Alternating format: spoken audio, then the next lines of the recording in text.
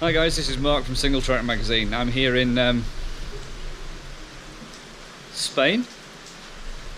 It's wet. It's wet. It's dry at home, but it's wet here. I'm here at the Focus Sam² product launch. This is Sam² is Focus's do-it-all enduro e-bike.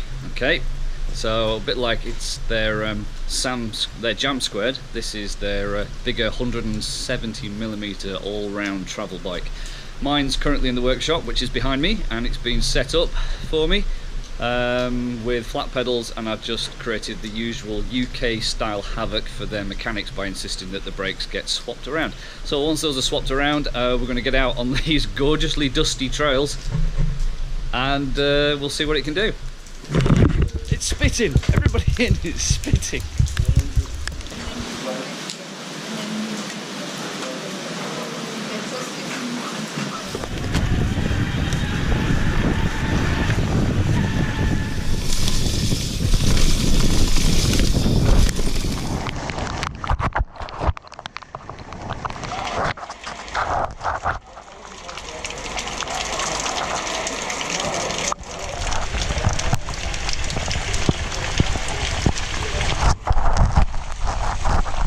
Hi guys, this is Mark from Singletrack magazine. I'm out here in finally sunny Spain. It's been wet for the last few days to test the Sam² long travel enduro e-bike from Focus, and I'm going to give you a quick run through of the highlights now. If you want to see the full tech specs, then somewhere around this video there'll be a link that takes you to the story, and we'll have all of the fine details for you there. Okay, so let's go through the highlights. This is a full-on big travel enduro bike. We've got a Fox 36 factory fork, it's 170mm of travel at the front, complemented in the middle by a custom-tuned Fox factory float. Again, that provides 170mm of travel at the rear. Now that rear there that we're looking at, that's a 455mm chainstay, all made possible simply by using the Shimano step system.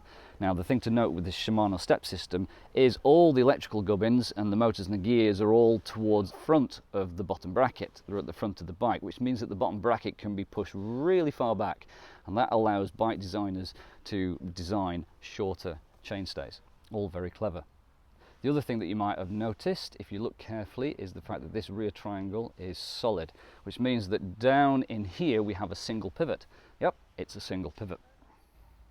So Focus have used the same battery pack system and motor system as they've used in the Jam², which bucks the current trend, if we can call e-mountain bikes a trend just yet, of using 500-watt battery packs. What this means is that this is a sprightly 46-pound bike. Now that's still mammoth obviously, but it's very light for an e-bike, and that's because what they've done is by reducing the power you reduce the weight, and therefore you reduce the need for all that power. So let's have a quick run through how it all works. We've got a simple on switch here. We'll press that, you might see it turns blue, and then on the display, there we go, we've got the Shimano Steps logo popping up on the integrated Di2 display unit. Now then, how do we actually toggle through the modes while we're riding? Well, that's the function of the traditional left-hand shifter. These paddles here, we can press the button here, as well as seeing the screen, you can see, there we go, we're moving up into eco mode, trail mode, boost, and then we use the down paddle, and we can go down the range, back to trail, back to eco. So I guess what you really want to know is, how does it ride? Well, we only got one day riding it. It was exceptionally wet, but we did get a good feel for it. It's a 46-pound bike, there's no getting away from that. Even though this is kind of lightweight for an e-bike, it's still 46 pounds. You're always going to feel that. But thanks to the clever way that Focus have kept the weight as low as possible, it means that the handling isn't sacrificed as much as you might otherwise think.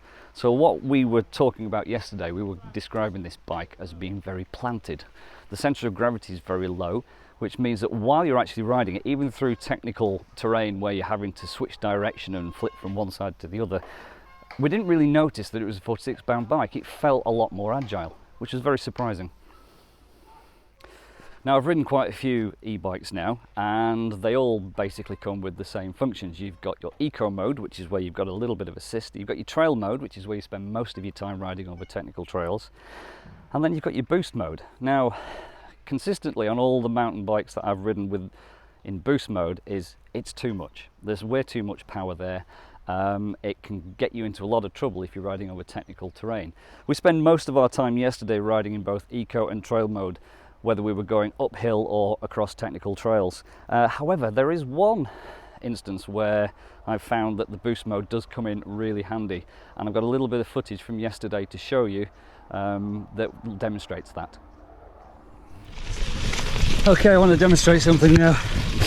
I'm in trail mode, going up this fire road. I'm getting plenty of assist, but the rest of the group, who are fitter than me, probably also in trial, probably some eco moders there, actually pulling away. I'm blowing out my arse at the moment. I think I'm doing about 160, 165 BPM. Normally boost is too much, but in this situation here, I'm going to use it, drop a couple of gears. I'm gaining on them already. Make up the distance between me and these guys ahead.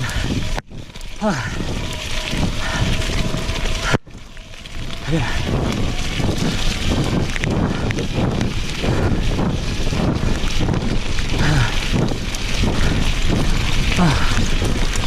Notice this even in boost mode, I don't know whether you can see, I'm actually putting some of that power in, and as I approach that 25k limit, it's dropping out. So even in boost you don't get 100%. It all depends on what you put in. So okay, I've about caught the group now. I'm going to drop it back to trail and pretend that I've had it in that mode all the way up.